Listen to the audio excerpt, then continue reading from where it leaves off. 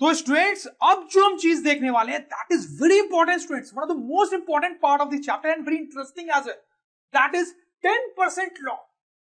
और flow of energy से related ही होता है स्टूडेंट्स। क्या होता है ये 10%? तो स्टूडेंट्स एक फूड चेन लेके समझते हैं। तो ये हमारी फूड चेन है, इसको हम कई बार देख चुके हैं स्टूडेंट्स, ठीक है। अब देखो स्टूडेंट्स, बात करते हैं इस ग्रास हॉपर। अब ये ग्रास हॉपर जो है बहुत सारे प्लांट्स को खाता होगा, ठीक है। अब बहुत सारे प्लांट्स को खा के इसने कुछ एनर्जी ऑब्टेन की, उसको कुछ एनर्जी मिली। सपोज करो वो एनर्जी है students 10,000 joule. Suppose that energy is 10,000। ऐसा मान सकते हैं ना स्टूडेंट्स, बहुत सारे प्लांट्स खा के उसने इतनी एनर्जी ली। अब स्टूडेंट्स इस एनर्जी का ये ग्रास हॉपर क्या करेगा? ये ग्रास हॉपर इस एनर्जी का क्या करेगा? सोचो। देखो स्टूडेंट्स, ये ग्रास हॉपर के अपने बहुत सारे काम है बेचारे के। ये दिन भर इधर उधर उड़ता है, बहुत सारे दूसरे ग्रास हॉपर से मिलता है, इसके बॉडी में बहुत सारे प्रोसेस होंगे, रेस्पिरेशन, एक्सक्रीशन और पता नहीं क्या क्या। उस सब के लिए इसको एनर्जी चाहिए ना स्टूडेंट्स, इसीलिए तो इसने प्लांट्स को खाया है, उसके लिए इसको एनर्जी चाहिए स्टूडेंट्स। तो ये जो एनर्जी उसने एक्यूमुलेट की है, ये जो प्लांट से ऑब्टेन की है, उसमें से ज्यादातर एनर्जी वो अपने बॉडी के डिफरेंट प्रोसेसेस के लिए यूज करते हैं। और ज्यादातर कितना? 90%। 90% एनर्जी जो है वो यूज कर लेगा स्टूडेंट्स अपने बॉडी के प्रोसेस, जिसके लिए वो खाना खा रहा है स्टूडेंट्स। लेकिन स्टूडेंट्स रेस्ट 10% का क्या होता है? रेस्ट 10% जो है वो इसके बॉडी में स्टोर हो जाएगी, इसकी बॉडी में मतलब इसके फ्लैश में स्टोर हो जाएगी। तो जो रेस्ट 10% है that gets stored in body. Student में बात को समझ लो, दिस इज एक्चुअली 10%। ये जो ग्रास हॉपर है, इसने जो एनर्जी ऑब्टेन की उसका 10% जो है वो उसकी बॉडी में स्टोर हो जाता है, और बाकी 90% वो अपने डे टू डे एक्टिविटीज के लिए यूज करते हैं। समझ में आ रही है? अब ध्यान देंगे स्टूडेंट्स कि इस ग्रास हॉपर को कौन खाता है स्टूडेंट्स? फ्रॉग। अब ये फ्रॉग जब ग्रास हॉपर को खाएगा, और इस ग्रास हॉपर ने इतनी एनर्जी ली थी प्लांट्स को खाकर, ये फ्रॉग जब इस ग्रास हॉपर को खाएगा तो इस फ्रॉग को कितनी एनर्जी मिलेगी स्टूडेंट्स? उसको सिर्फ यही वाली एनर्जी मिल पाएगी ना, क्योंकि ये वाली उसके बॉडी में स्टोर्ड है। ये वाली तो यूज कर चुका ना ग्रास हॉपर, ये वाली उसकी बॉडी में, ग्रास हॉपर की बॉडी में स्टोर्ड है। तो उसकी बॉडी को जब ये फ्रॉग खाएगा तो उसको ये 10% एनर्जी मिलेगी। मतलब कितनी एनर्जी मिलेगी स्टूडेंट्स? इसका 10%, and that will be how much? That will be 1000 joules. एक ग्रास हॉपर को जब एक फ्रॉग खाएगा तो उसको 10% एनर्जी मिल पाएगी, 1000। अब इस एनर्जी का क्या होगा स्टूडेंट्स? ये फ्रॉग भी है, उछलता कूदता है, इधर उधर जाता है, उसके बॉडी में बहुत सारे प्रोसेस है, इसका 90% ये क्या करेगा स्टूडेंट्स? यूज कर लेगा। 90% यूज कर लेगा, और बाकी 10% क्या होगा? Stored in body, right student? Body में स्टोर होगा। सही बात है, आप समझ रहे हो? फिर स्टूडेंट्स आगे की कहानी आप समझ गए होंगे। ये जो फ्रॉग है इसको कौन खा रहा है स्टूडेंट्स?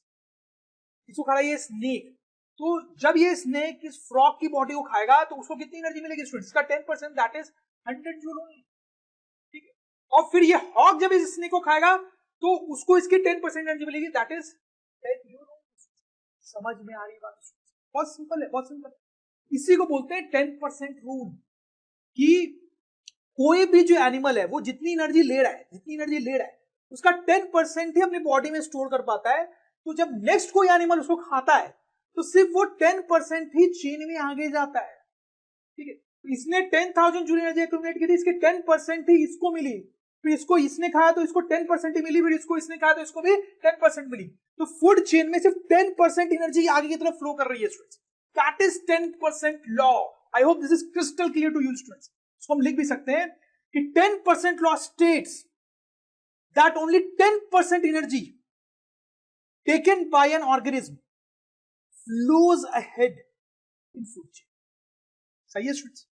समझ में आई बात?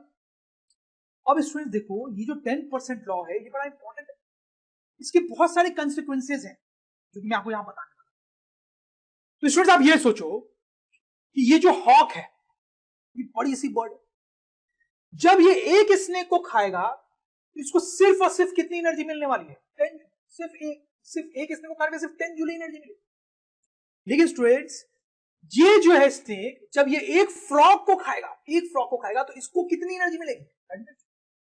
तो ध्यान देने की बात है, ये जब एक ऑर्गेनिज्म को खा रहा है तो इसको 10 जूल मिल रहा है, ये एक ऑर्गेनिज्म को खा रहा है तो इसको 100 जूल एनर्जी मिल जा रही है। तो स्टूडेंट्स किसकी डाइट ज्यादा होनी चाहिए? इसकी डाइट ज्यादा होनी चाहिए कि इसकी डाइट ज्यादा होनी चाहिए? ये जब एक पीस खाएगा तो 10 ही जूल की एनर्जी मिलेगी, इसको एक पीस खाने पे 100 जूल मिल गई, तो किसकी डाइट ज्यादा है? किसको ज्यादा खाना खाना पड़ेगा स्टूडेंट्स? इसको ज्यादा खाना खाना पड़ेगा ना, क्योंकि एक स्नेक खाने पे 10 ही जूल मिल रहा है। It will have to eat more snacks. इसको 100 जूल मिल जाता है एक ही फ्रॉग खाने पे, तो इसको कम फ्रॉग खाने पे। इसको तो स्टूडेंट्स 1000 जूल मिल जाता है एक ग्रास हॉपर को खाने पे, तो स्टूडेंट्स इसको और कम ग्रास हॉपर खाने पे।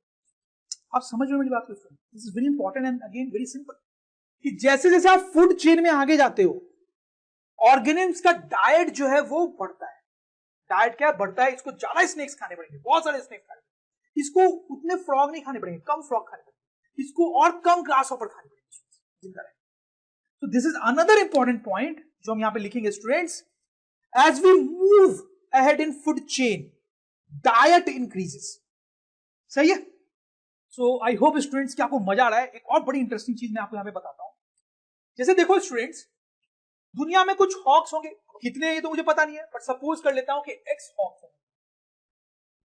अब देखो, आपको क्या लगता है कि स्नेक्स जो है वो एक्स से ज्यादा होने चाहिए दुनिया में या एक्स से कम होने चाहिए? देखो, एक हॉक जो है वो बहुत सारे स्नेक्स खाता होगा, जैसे हमने देखा इसकी डाइट बहुत है, तो एक हॉक जो है बहुत सारे स्नेक्स खाता होगा दिन में। तो सपोज कर लो कि वो 8 स्नेक्स को खाता है, ऐसे मैंने रैंडमली नंबर ले लिया। एक हॉक अगर 8 स्नेक्स को खाता है तो कम से कम 8x नंबर ऑफ स्नेक्स होने पड़ेंगे, राइट? समझ रहे हो बात?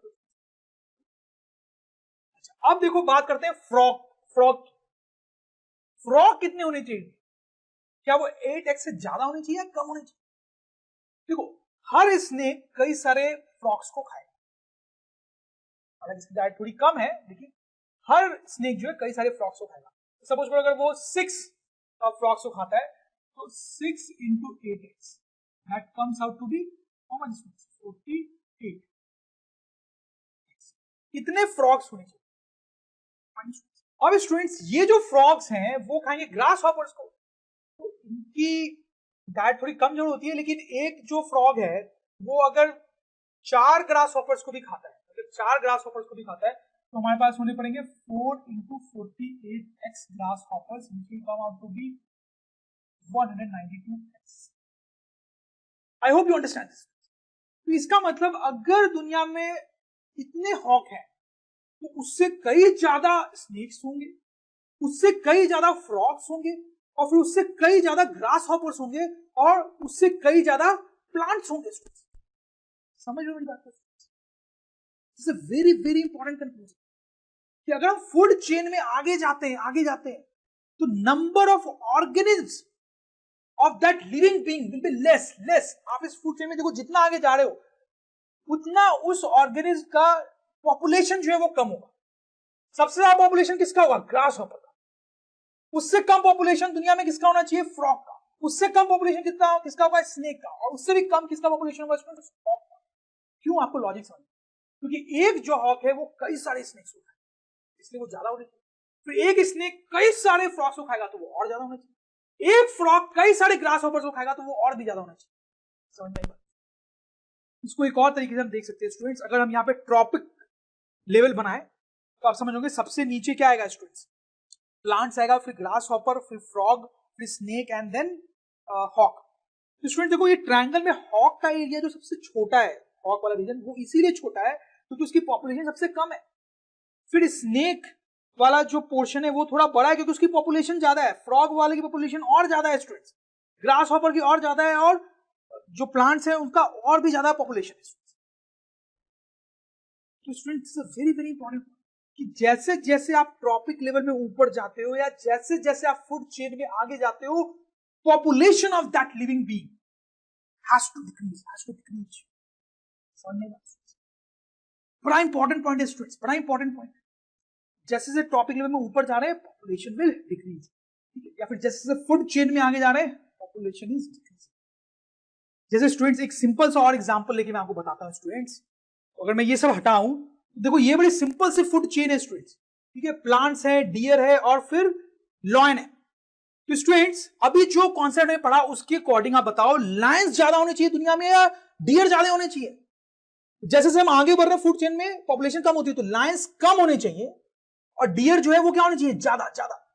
तो स्टूडेंट्स आपने देखा होगा, जैसे आप देखो इस फोटोग्राफ में, डियर्स को आपने झुंड में देखा होगा, ग्रुप्स में देखा होगा। लायंस को जनरली हम ग्रुप्स में नहीं देखते, वो अकेला ही घूमता है जनरली, या ग्रुप्स में देखते हैं तो 1 2 3 या उससे ज्यादा नहीं। क्यों? क्योंकि उसकी तो पॉपुलेशन है ही नहीं दुनिया में इतनी ज्यादा कि वो बड़े ग्रुप्स बना सके। लेकिन डियर्स जो है वो बहुत ज्यादा नंबर में होते हैं लायंस के कंपैरिजन में दुनिया में, इसलिए वो आपको बड़े बड़े ग्रुप्स में दिखते हैं। और प्लांट जो है वो तो बहुत ज्यादा हर जगह होते हैं। राइट? समझ में आ रही बात स्टूडेंट्स? यहीं पे ऑन अ लाइटर नोट मुझे एक जोक याद आ गया। रजनीकांत ने एक मूवी में कहा कि जो शेर होता है वो हमेशा अकेला ही शिकार करता है, शेर हमेशा अकेला ही शिकार करता है। तो स्टूडेंट शेर इसलिए नहीं अकेला शिकार करता क्योंकि वो बहुत बहादुर है।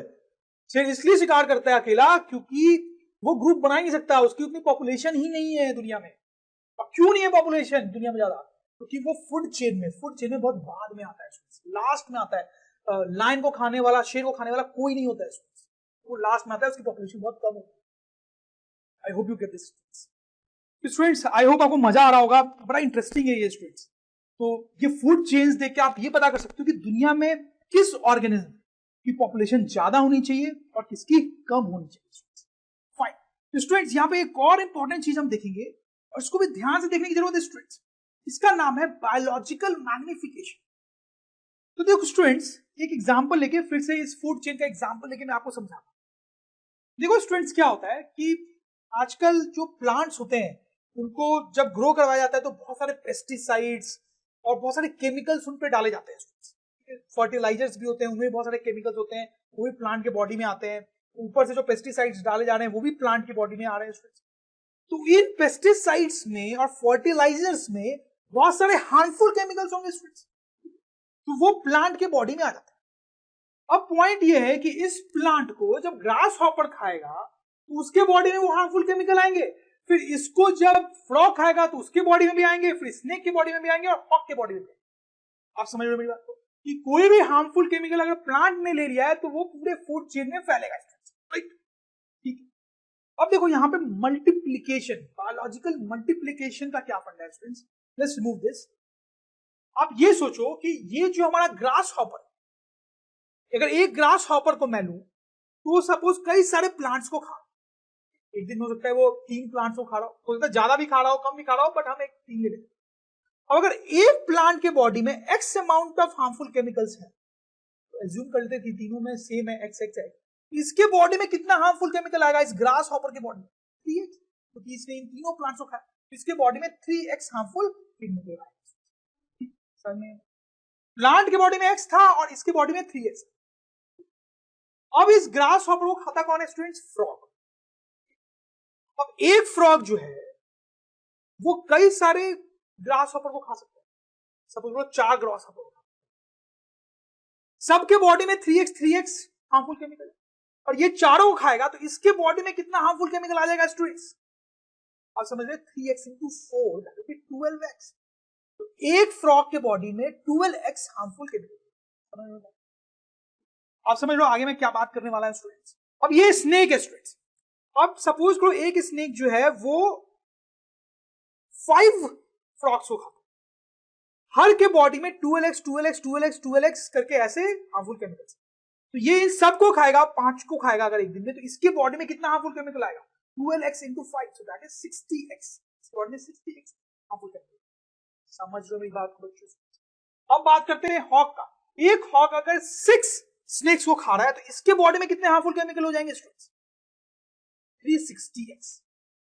6 से मल्टीप्लाई करते हैं 360x। I hope you understand this students. यहां पे क्या हो रहा है आप देखो, एक प्लांट के बॉडी में सिर्फ x amount of harmful chemical, लेकिन एक ग्रास हॉपर के बॉडी में कितना हार्मफुल केमिकल हो गया? 3x। एक फ्रॉग के बॉडी में कितना हार्मफुल केमिकल हो गया स्टूडेंट्स? 12x। एक स्नेक के बॉडी में कितना हार्मफुल केमिकल हो गया स्टूडेंट्स? 60x। और एक हॉक के बॉडी में 360x। तो पॉइंट ये है कि हॉक के बॉडी में बहुत ज्यादा हार्मफुल केमिकल, स्नेक के में उससे कम, फ्रॉग में उससे कम, ग्रास हॉपर में उससे कम, प्लांट में उससे कम। समझ लो। तो जैसे जैसे आप फूड चेन में आगे बढ़ते हो, जैसे जैसे फूड चेन में आप आगे बढ़ते हो, हार्मफुल केमिकल जो होते हैं बॉडी में बढ़ते जाते हैं स्टूडेंट, बढ़ते जाते हैं। यही है बायोलॉजिकल मल्टीप्लिकेशन। समझ सकते हैं students? Biological multiplication tells that as we move ahead in the food chain, there will be more harmful chemicals in the body of living organisms. तो आप फूड चेन में जितना बाद में हो, आपकी बॉडी में उतना ज्यादा हार्मफुल केमिकल हो। आप सोच के देखो ना, ये ग्रास हॉपर के बॉडी में सिर्फ 3x, और इस हॉक के बॉडी में कितना स्टूडेंट्स, कितना 360x, such a huge difference। तो स्टूडेंट्स, अगर ड्रोन स्टडी की ये वीडियोस आपको अच्छे लग रहे हैं तो आप प्लीज इनको लाइक करें, सब्सक्राइब करें, कमेंट्स लिखें स्टूडेंट्स, अपने थॉट्स बताएं, हमारे साथ शेयर करें कि आप और क्या चाहते हैं। और इतना ही नहीं स्टूडेंट्स, सबसे इंपॉर्टेंट नीचे शेयर बटन पे क्लिक करें और अपने दोस्तों के साथ इन वीडियोस को व्हाट्सएप और फेसबुक पे शेयर करें स्टूडेंट्स, ताकि वो भी इन वीडियोस का फायदा उठा सकें स्टूडेंट्स, राइट।